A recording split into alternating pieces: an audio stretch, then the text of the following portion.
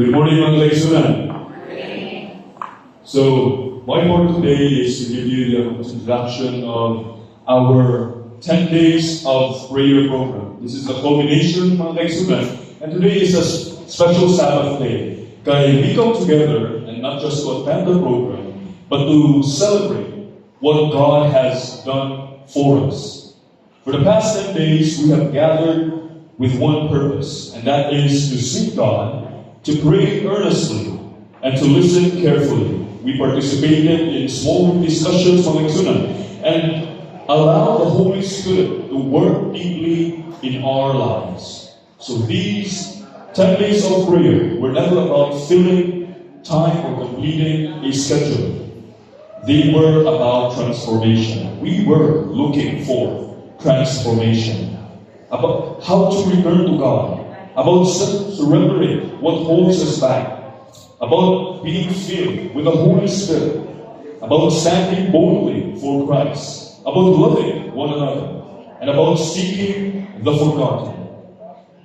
Mga kaisunan, we were thrilled to know how to live our lives with generosity and obedience. So this morning, mga kaisunan, is the culmination of that journey. And not just the ending, but the beginning, when we could implement the lessons that we have learned.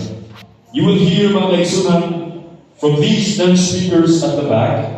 Each one will briefly summarize a day of our journey. And as we listen, we invite you to not just listen as an audience, but as participants. So ask yourselves, mga kaisunan, what did God awaken in me during these 10 days? What does He want me to keep alive in my heart? And what is He calling me to do next? We pray that these reminders, mga kaisunan, will not only refresh our memory, but renew our commitment. Because prayer that does not lead to obedience is incomplete. And seeking God is always leads us back into our mission. So, may our Holy Spirit fill us today as we listen to these speakers. Thank you so much. Okay, before that, to set our hearts and minds, let us ask and have our reading responses sa the Lord's Prayer. It is found in Matthew 6, verse 9 to 13. I will read the leader's part, and you will read the green highlighted word from Exodus, which is the congregation. Let me start.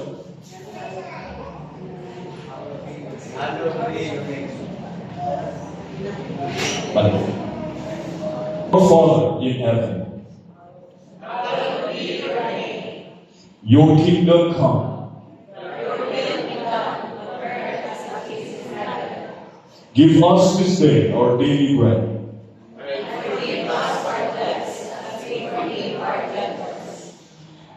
And do not lead us into temptation.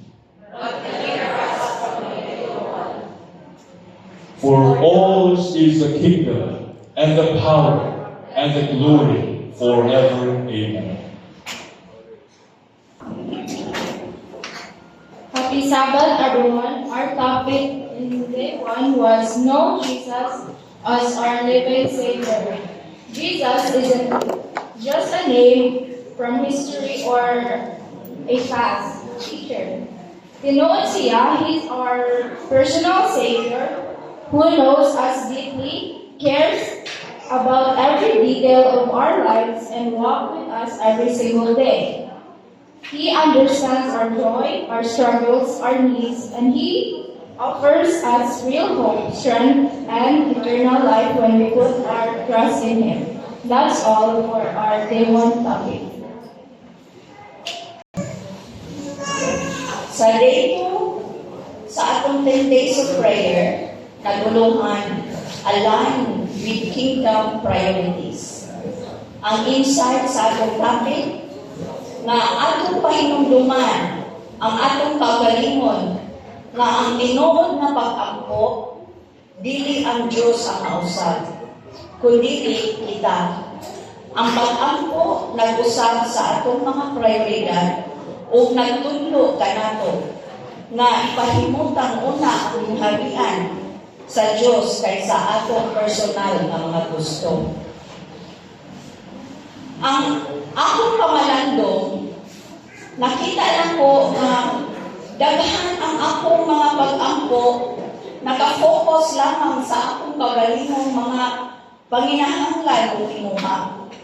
Apan samtang nagtuon kita sa matag tupiko kada gabi, di pa hinungduman ko sa Diyos na ang tinuod na pag-ampo mao ang pagpasunod sa akong kinabuhi, mga desisyon, o tibuok na akong kasing-kasing sa iyang kabubuton. Busa karong buntaga, atong ablihan ang atong mga kasing-kasing ug tugutan ang Dios nga ipahigayon ang atong mga prioridad sa iyang lingharian. Mayong buta mga igsoon. Gitsay lagi pa yung niyang karon. Amen. Lipay tantanan no. O nindot yung utak kung dili lang ini maoy natapusan, masundan pagkipunta ni. Mas nindot nga kada tulong ka buwan doon na tayo week of prayer kay akong paminaw doon ay kas Ginoo. No, labi na ihatag diha sa ato ang atong mga leader, manghatag og kanang assignment nga kani basahon ninyo. Duha ka kuan lain sa hapo sa kadlawon, lain pagdayon ka to murag doon kay kas Ginoo nga gawas kita kanini mag-ampo ka. Unya nindot tayo karon sugad karon pa nag-week of prayer mga igsoon nga gibay group nga ang tanan nakapartisipa, no? Nindot jud tayo karon paminawon ang atong week of prayer. O ang akong topic karon nga himamata atong himamaton si Ginoong Hesus sa usa ka dakong sorpresa kay siya mikayag nato sa langit o mubalik siya ang wa nato dahuma o kanusa, no? Sama sa iyang mga panalangin kanato usahay madawat atong panginabuhi, madawat atong negosyo, pero tungod sa atong mga pag-ampo mga igsoon, no? Sa akong kaugalingon lang na down na yun ang negosyo tungod sa bagyong Tino, pero wa lang dahuma nga dunay dakong sorpresa nga iyang gihatag kanamo o makatabang sa mga kinahanglanon sa matag adlaw. Daghang salamat og ako nang hinaot nga dili kini mao'y katapusan ug ako pagkikining sundan aron nga ang balang espiritu magpadayon sa atong tagsa-tagsa sa mga kasing-kasing. Mo'y ang mga Our topic for day 4 is humbly come together in the body of Christ. I realize that we can truly be united if we are always proud and always want to be right. The mind of Christ teaches us to be humble, patient, and loving toward one another. Not everything needs to go our way. Sometimes unity is more important than our ego. When we all try to see things the way Jesus does, understanding and working together becomes easier. Amen. Pagpunta ng kaigsunan, makisabat. Ang kasay sa kuha is day 5. Repent and be saturated with the Holy Spirit. So, simple na yung magsasabi kung atong sabton, ginaglan kita nga maghinulsol sa atong mga kaugalingon sa atong sala o matong pa ni Dr. Charlie atong lumsan ang atong kaugalingon sa Balang Espiritu. Mga kaigsunan, wagi tayo mahimo sa ato ang kaugalingon kung ato agad atong saligan. Kinanglan, kanang inyo na ito bang i-empty na ito ang atong kaugalingon para ang Balang Espiritu mo dumala sa ito ang pinadaw-adlaw nga pagkinabuhi mga kaigsunan. Kaya kung ato sa ligan, ang ato kaugalingon lamang, yun tayo mahimong mga kaigsunan. Muna ang topic na po sa day 5, o na siya, repent and be saturated with the Holy Spirit. Kinahanglan yun, mga kaisunan, ng ato nga hinduman sa itong pagalingon, wagi tayo mahimo, kung dili nato isanin sa Ginoo ang tanan, kung ato hinusulan ang tanan nato ng mga kasalanan, kung ato itugyan kaniya, kay siya yun ang bahala na mo tabang sa tuwa. Hinaot ng ato ning kinabuhian kanunay sa ato pinagawa-law ng kinabuhi. Yang salamat o happy Sabbath na po. Amen.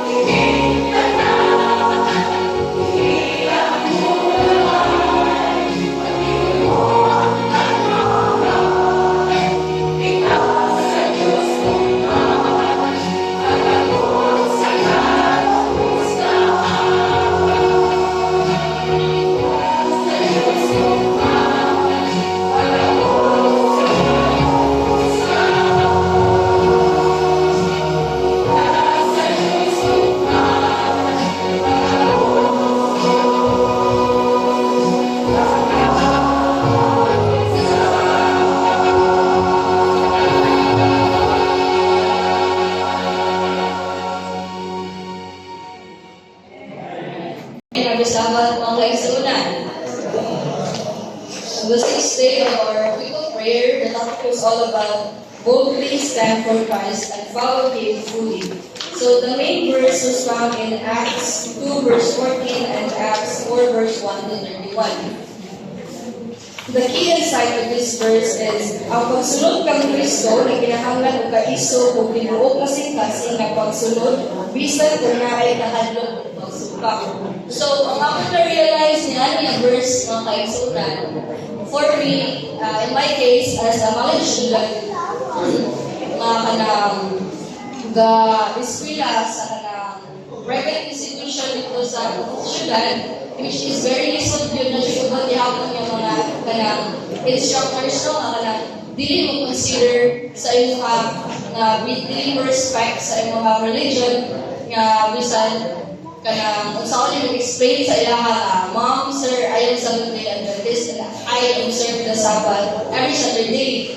And naturally, ang iuban ng mga teachers na legit sila mo consider nimo and mubos yun sila o patay sa mga exam. But standing for Christ boldly and follow Him is ano siya, very lisod if wala kay strength na mo follow ni Jesus. So for me, in my experience mga kaigsunan, ako siya i-connect ni Ani ang topic. In my experience, when I was in first year, nadyo ko instructor niya ka na mumugos din siya kapatay ko niya exam in Saturday. Pero, and hapit ako wala ng paglaot kay iya man siya pupatay ko bisag ni hangin ako ang miss, bisag Friday na lang, hapon, okay yun kayo. Pero namugos mo din siya nga Saturday, so happy ko makatay on Saturday mga kaigsunan. Pero pag uli na ako sa balay, Friday night, ako nang i-upload ko, Lord, tabangin ko, Lord, I don't want to take the examination during Saturday because I know it is Sabbath day. I'm supposed to rest on Sabbath day. So, nangayon ko tabang sa ang din mga kaigsunan, at dito, kumbang yun ako pag-ampo, and tabangan dito sa din, and after the-email sa din ng ako ang teacher, sulod na yun akong teacher, which is very galing din siya kaayo, kaya yung patay ko, Nigumo ko galit yung kasing-kasing, dito ba gila ko makampo, madili dito makatay ko sa Saturday. So, ang ako nang mabilin sa inyo mga kaigsunan, if we seek Him John and stand for His name boldly, everything will go in our way. Happy Sabbath. Good morning and happy Sabbath everyone. So, ang tema sa day 7 kay disciple children and all generation to speak for Jesus. And ang ato ang verse kay makita sa Acts 2 verse 17 to 18 na napasabot na ginatawag kay Ginoo ang tanan batang manodako. Then ako na-realize aning day 7 is ang pagtawag sa Ginoo kay wala na pigil edad. Bisan bata kay pwede mo preach as long as dili lang yung heart mo. And kinisag na verse kaya para-remind lang ko nga tanan generation na yung purpose para sa Ginoo. O kinahanglan na ito gamiton ng ato ang tingog o kinabuhi aron mapakita ang mismong samahal. Amen. Okay, good morning and happy Sabbath everyone. Ang topic sa ikawalong semana, ikawalong adlaw, sa ito ang 10 days of prayer is love or family of faith as Jesus does. So, this topic mga kaigsunan, naghatag ka ng tuong naghatag ka ng tuong clear na realization na ang paagi sa atong pagigugma sa iglesia mao ang paagi sa pagpakita kung unsa katinuod ang atong relasyon diha ni Jesus Christ. So, daghan ka nato na comfortable ra diha sa pagsimba pero usahay maglisod ta o notice no sa mga nanginahanglan and pag-una sa ilahang mga kinahanglan sa uban o paghigugma sa dili sa iyong higugmaon. Pero ang Acts chapter 2 remind sa ato nga ang iglesia or the church dili siya isa ka venue, kundi dili sad siya usa ka event nga mahimora kada sa Balu. But it is a family nga gitawag sa pag-atiman sa usa-usa. So, ang Dios, atong ma-realize niya na-realize nato diha sa ato each group nga ang Dios kasagaran nagpanayag sa iyang gugma pinaagi sa mga tao. O usahay kita mao ang tubag sa ilahang pag-ampo. And tungod sa tinuod nga na gugma magsugod sa pagkahibalo o pagtagal. Mutubo sa gamay ng mga buhat and pagtuman o mahimong makusog sa nga testimony nga makadali sa mga kasing-kasing ngadto kang Jesus. So kung ang iglesia magigugma ay sama kang Kristo, ang kalibutan makita diha sa Dios.